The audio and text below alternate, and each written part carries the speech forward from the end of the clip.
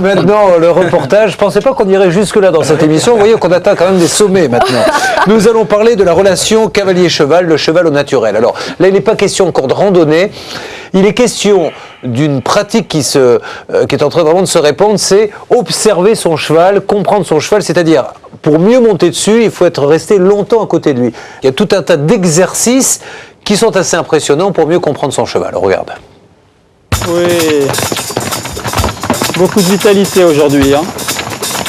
Mieux comprendre son cheval afin d'être plus proche de lui et de tisser une relation complice, c'est ce que recherchent de plus en plus de cavaliers. Oubliez les ordres, la contrainte, l'heure est à la communication dans un cadre aussi naturel que possible.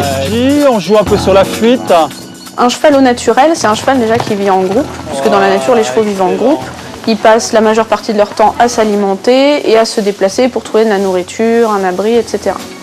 Après, en conditions domestiques, on n'aura plus évidemment de cheval au naturel, ça c'est quasiment impossible. Par contre, on peut essayer de satisfaire ses besoins naturels, c'est-à-dire des contacts sociaux, donc si possible vivre en groupe, et avoir accès à une certaine liberté de mouvement, ce qu'ils ont aussi dans la nature. Après, ce qu'on fait avec, évidemment, ça ne peut pas être naturel, mais on peut essayer de faire en sorte que ce soit suffisamment agréable pour le cheval. Dans le club hippique de la forêt de Moulières, près de Poitiers, tous les cavaliers de 7 à 77 ans connaissent l'équitation au naturel. C'est ainsi que la plupart d'entre eux se mettent en selle. Mais au juste, c'est quoi l'équitation au naturel? C'est permettre aux cavaliers de développer la confiance en prenant conscience de ses émotions, en arrivant à accepter et accueillir ses émotions, et puis en pouvant après établir une relation avec le cheval, et en comprenant le langage du cheval, et en comprenant les émotions du cheval.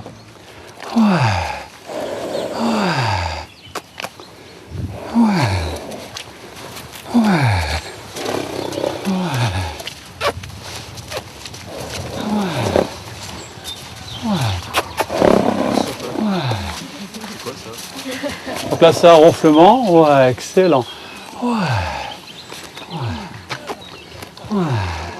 Voilà, elle relâche, vous avez vu, rien que par le relâchement, abaissement de la tête.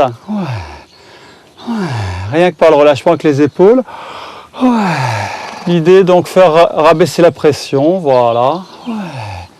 Olivier Rabouan se base sur l'observation de chevaux en liberté et ça lui a donné vraiment envie de faire partager ça dans un contexte un petit peu plus citadin avec des cavaliers de club. Et pour ça, il met, lui, ses poneys ou ses chevaux qui vont participer à une séance dans le manège en liberté tous ensemble. Et là, à partir de là, pendant 15 minutes à peu près, on regarde ce qui se passe entre les chevaux et on essaye de comprendre pourquoi ce cheval-là va s'approcher d'un autre, pourquoi là, celui-là va s'en aller en ruant.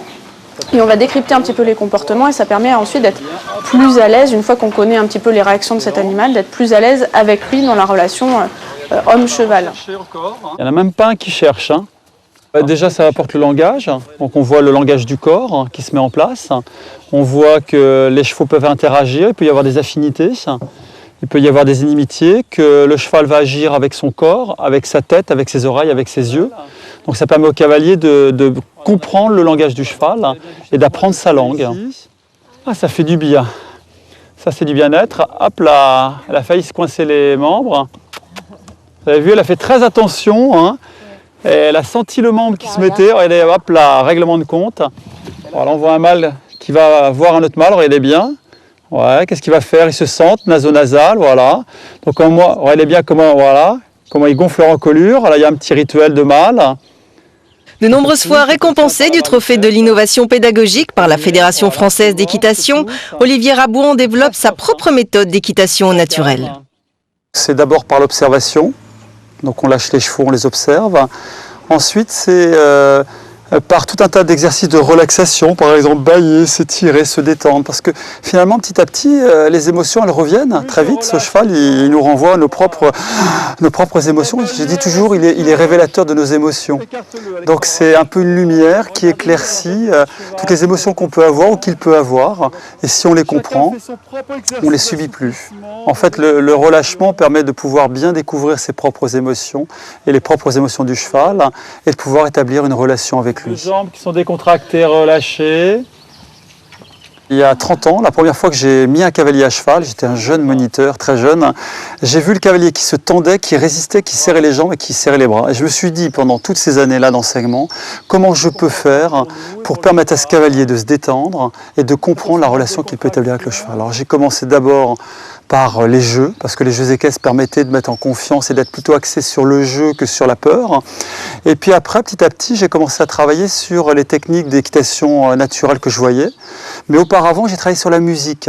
Et la musique était un moyen extraordinaire de pouvoir capter, détendre, à la fois danser à cheval, à la fois fermer les yeux pour ressentir.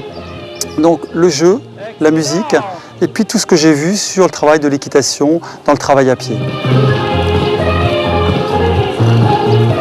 Et j'ai fait un mixte de ça au travers de l'observation et de la compréhension. Donc ces 4 éléments mis ensemble font que je fais l'équitation naturelle avec. Les yeux fermés. Excellent. Pour moi, l'équitation naturelle, c'est vraiment la confiance en son cheval. On peut trouver ses points de contraction. Et puis, il nous connaît mieux aussi après.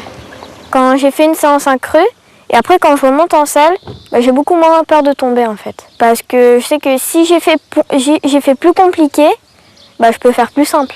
En salle, c'est plus simple qu'accru. On a plus d'équilibre.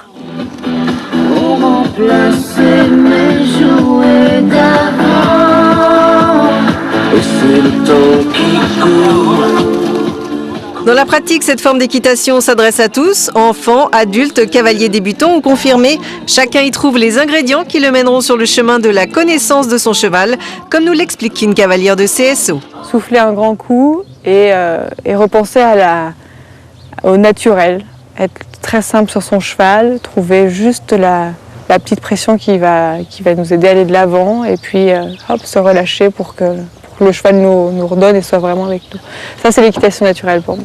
Moi, je monte régulièrement, je vais monter 3-4 fois dans la semaine. Il va y avoir des séances typiques de travail sur le plat, mais comme je m'intéresse à lui, je sais que pour son mental, il faut aller dehors, alors on va dehors. Et je sais que s'il y a un petit oiseau qui chante et qui s'arrête, je vais prendre le temps de le regarder. Et ça, c'est grâce à l'équitation naturelle parce que j'ai appris à écouter mon cheval. Et qu'une autre fois, il y a 10 ans, j'aurais mis un coup de talon en disant « Allez, on avance, le petit oiseau, ce sera pour dans 10 minutes ». Et c'est la même chose après sur un parcours d'obstacles. Il y a un obstacle un peu plus effrayant, il va le regarder. Et la fois d'après, il m'aura fait confiance parce que l'obstacle, s'il est vert ou s'il est bleu, c'est pas grave. Ça, c'est comme ça que c'est ce que je retiens de l'équitation naturelle dans ma pratique de cavalière au quotidien. La première fois que les cavaliers font une séance d'équitation naturelle, en fait, ils me disent tous, qu'ils soient cavaliers confirmés ou cavaliers débutants, on devrait tous commencer l'équitation comme ça, par la compréhension, l'observation, et puis prendre conscience que finalement on est souvent en survie. On fait une apnée, et comment se sortir de ces apnées, comment se détendre, et comment découvrir la confiance. Et ce que je trouve fabuleux, c'est que c'était une amie qui était avocate qui disait on devrait promulguer une loi pour que tous les cavaliers débutent l'équitation. Je trouve que c'était une belle boutade. Mais maintenant on sait qu'on peut commencer différemment. Ça vous apprend ça vous apprend en fait ce que vous ne savez pas.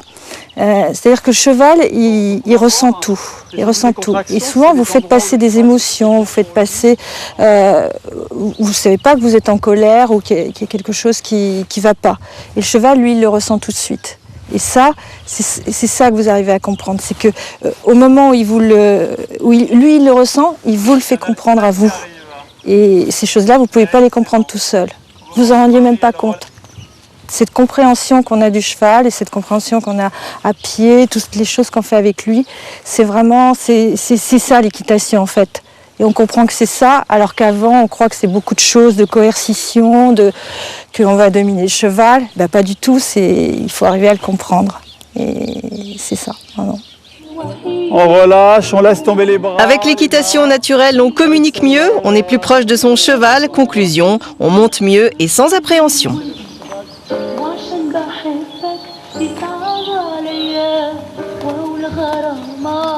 Voilà, c'est formidable. Victoria, vous êtes d'accord avec ces images et ça vous donnera certainement envie.